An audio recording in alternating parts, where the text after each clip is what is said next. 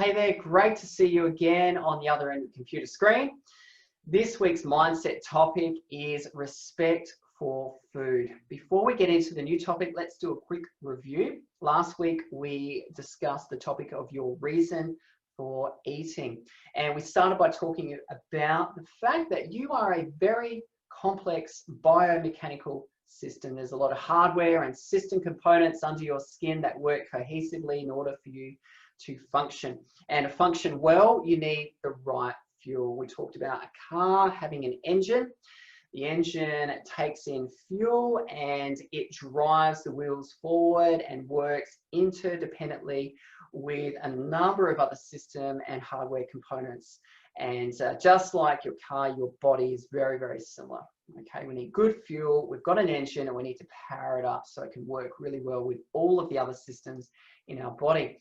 And like a car has an engine, you have not just one engine, but about 1 quadrillion engines called mitochondria. As the food is broken down into fats, carbs, and proteins, the mitochondria uses that energy and then releases it in order for you to grow, move, think, sleep, and sustain your life. In every cell of your body, there's 1 to 10,000 mitochondria per cell, and that's about 1 quadrillion total mitochondria in your body. These tiny little organelles, these tiny little engines are the powerhouses of your body, and we need to treat them well.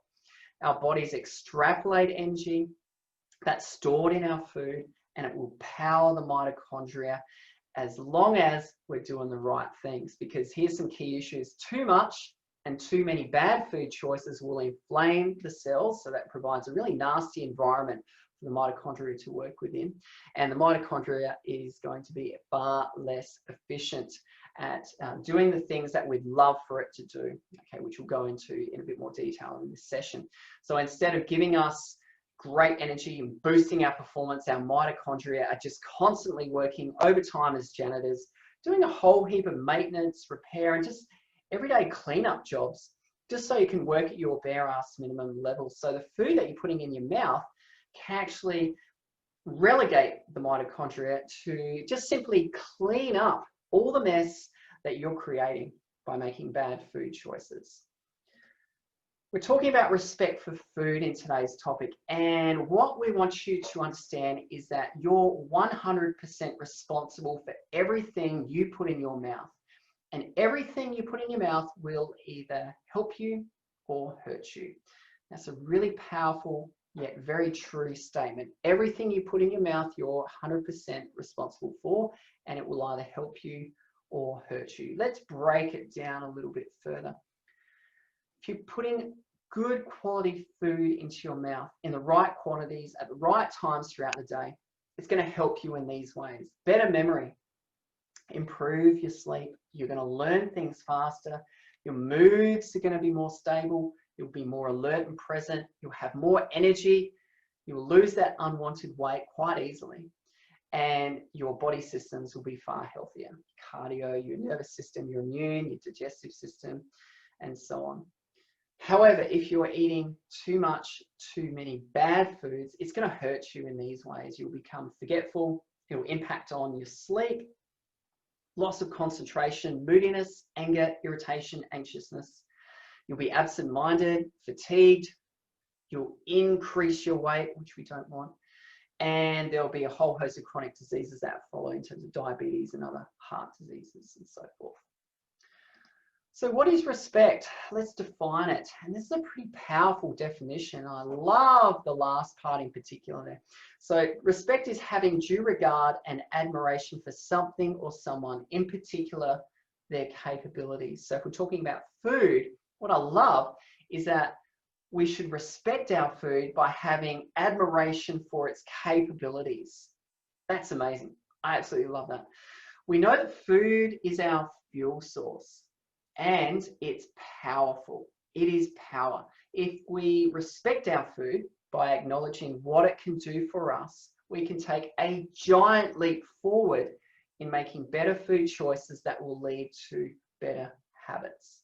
Respect is also an attitude, a mindset, or a disposition about someone or something. We need to have a positive attitude, a positive feeling and disposition toward our food. If we respect our food more, we will treat it better and value its power far more.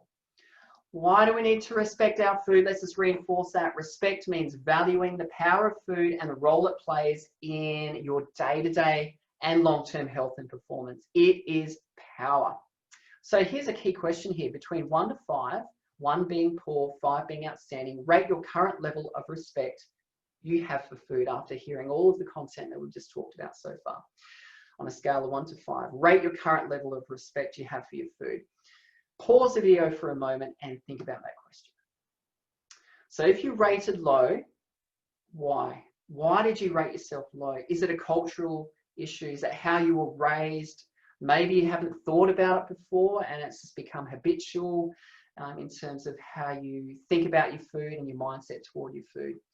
If you rate yourself fairly high and you have a high level of respect for the power of food, then that's great. Think about why that might be so we can take advantage of those strengths and reinforce that mindset so we can make even better habits when it comes to your nutrition. So your homework for this week: before eating a snack or a meal, stop for a moment and consider the power and the primary purpose of the food. It is energy. It is your fuel that can help you in so many ways, or it will hurt you. Show respect by giving thanks, either verbally in your head or in your head, and acknowledge that the food will either help you or hurt you. You are 100% responsible for everything you put in your mouth. Okay, 100% responsible, and that food you put in your mouth will either help you or hurt you. Some powerful statements there. There's your homework for this week. If you have any questions, any comments or thoughts about today's topic, please write them down so we can chat about them at our next session. So well done for doing your homework and watching this video. Look forward to chatting to you next week to see how you went.